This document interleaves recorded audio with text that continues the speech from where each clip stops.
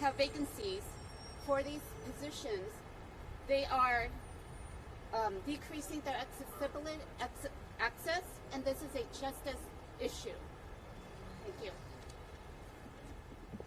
My name is Ryan Alias. It's RyanAlias. I teach English at Balboa High School. My wife and I are both public school teachers. We are public school parents. My kids go to Denman, go to Miraloma.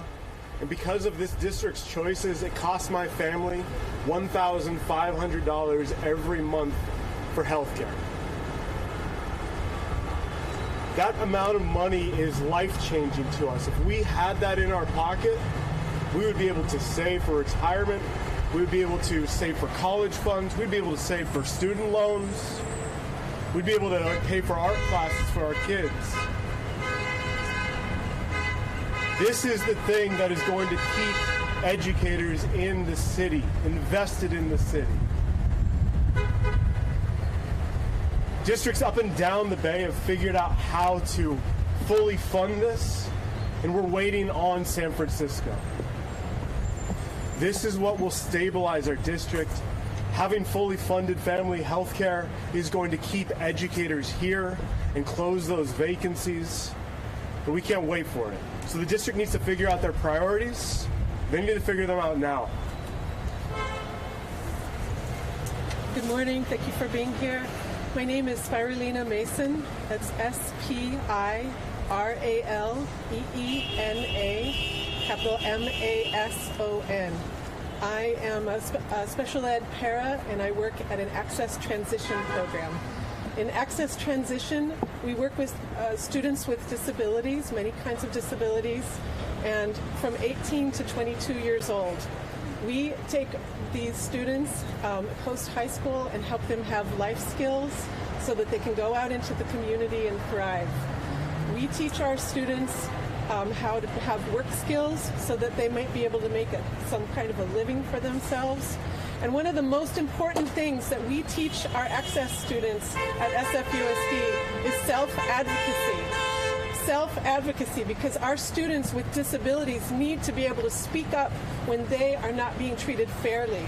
They need to speak up when they need their rights to be recognized.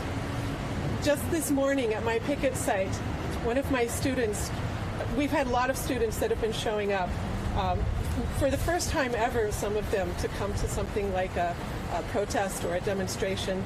And this morning, one of my students, Julian, wanted to take the bullhorn. And so our lead teacher helped him sit down in a chair, and she put the bullhorn in his hand, and she put the chant sheet in front of him and said line by line, and he started chanting with and leading the entire school, leading his fellow students and leading his staff, his teachers, in showing how to speak up for our rights. As para-educators, we are some of the lowest paid, and classified educators, we are some of the lowest paid people, educators in the district, and many of us can't afford to live in the city. Many of us have to have housing assistance in order to pay our rents. Many of us don't actually have any kind of health insurance because we need every bit of the paycheck just to survive. So we are saying to the district, this must stop now. This ends here. Thank you. Hello, my name is Rosalind Martis, and I'm an early education parent. ROSLYNMARDIS. I work with some of the youngest children, and it is up to me to make sure that they advocate for themselves, learn how special they are, and know that their voice counts. And even though they're 3 and 4 years old, they know already that they want us back in the class. They stop by every day and bring things to the picket. These children are an investment in the future. So let's figure it out. And if we can start at 3 and 4, they will be great by the time that they're in junior high school. Please, district, now's the time. Let's figure it out for our earliest learners. They need it now. Good morning. My name is Yahaira Cuatio. That's YAJAIRA C-U-A-P-I-O. I am a proud school social worker, and I'm also the bargaining chair for our bargaining team. It has been a great joy and a great honor to be leading this team for the past 10 months. For the past 10 months, my team has been ready, working hours, crafting proposals that will address the crisis that we are seeing, that will give us safe, stable, fully staffed schools. And we know that this fight is right and that this fight is just. I said one day longer. The pickets that we have every single morning, the community is showing up strong. Our commitment to a fair contract is real, and we are committed. And it is that same commitment that we are asking the school board and city leaders to give us. We need to see that same commitment and that same resolve to give us a fair contract. The time is now. SFUSD, figure it out.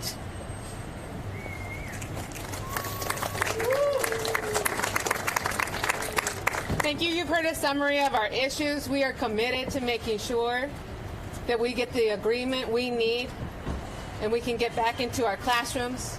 We have a couple minutes for questions, and then we're going to get back at it. Joe. Yeah, Joe Fitz, SF Standard, Soda, Class 04.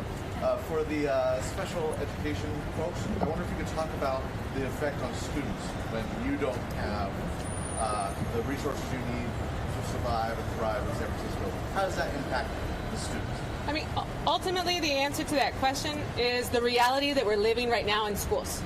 Right now, we have over 100 certificated vacancies in classrooms for special ed educators and 299 paraeducator vacancies. That's thousands in the multiples, 2,000 students who are not currently getting the kind of access to the education that we fully believe they deserve.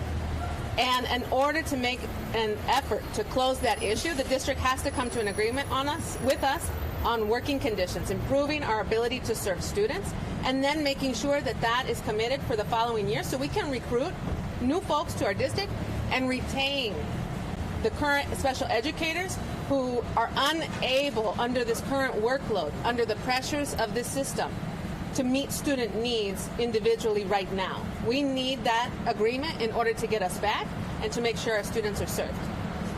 I don't know if you guys could possibly talk about the latest numbers. I know you're still waiting to hear the next proposal and when you guys plan to go back to bargaining table. We understand that there's a meeting occurring at the Board of Ed. So I imagine, and that's why our team is calling for the Board of Ed commissioners to work and figure this out. We don't anticipate coming back. We haven't heard an hour yet about when we're supposed to arrive. We're ready to make this deal. The district knows what they need to get this done. And across the table to us, they have to have a counter ready for us to hear. Yes. I have a quick question. There were some public reports that schools are now telling the district is providing these downloadable resource packets for kids as they continue to draw state funding during the strike. Does the union have any position on that? We are not aware of that. We've been on strike now for 4 days. Our students deserve to be back in the classrooms, and that's where we want to be.